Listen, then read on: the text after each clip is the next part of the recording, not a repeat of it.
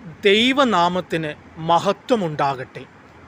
യേശുവിൽ സ്നേഹമുള്ളവരെ, ലൂക്കായുടെ സുവിശേഷം 7-ാം അധ്യായം 1 മുതൽ 10 വരെയുള്ള വാക്യങ്ങൾ.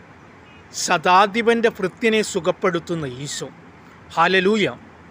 സ്നേഹമുള്ളവരെ, 100 പടയാളികളുടെ ക്യാപ്റ്റനാണ് ഒരു ശതാധിപൻ. ഒരുപാട് തിരക്കുള്ള മനുഷ്യൻ, ഉയർന്ന ഉദ്യോഗം, വീട്ടിൽ ജോലിക്ക് അടിമകളായ ഒരുപാട് ഭൃത്യന്മാർ. അതിലൊരു ഭൃത്യനാണ് രോഗം വന്നിരിക്കുന്നത്. ആ ഭൃത്യൻ്റെ രോഗസൗഖ്യത്തിനായി ഇത്ര തിരക്കുള്ള ശതാധിപൻ ഈശോയെ സമീപിക്കുന്നതാണ് നാം തിരുവചനത്തിൽ കാണുന്നത്. സ്നേഹമുള്ളവരെ, ആ ഭൃത്യൻ എന്തുകൊണ്ടാണ് ശതാധിപൻ ഇത്ര സ്നേഹമുള്ളവനായി തീർന്നത്? അവനെ ഏൽപ്പിച്ചിരിക്കുന്ന ജോലികൾ ആത്മാർത്ഥമായി അവൻ ചെയ്യുന്നത് കൊണ്ട് തന്നെ. ഒരു യജമാനനും ഒരു ജോലിക്കാരനും തമ്മിൽ ഉള്ള ബന്ധം എങ്ങനെയായിരിക്കണമെന്ന് ഈ ഉപമ നമ്മെ പഠിപ്പിക്കുന്നുണ്ട്.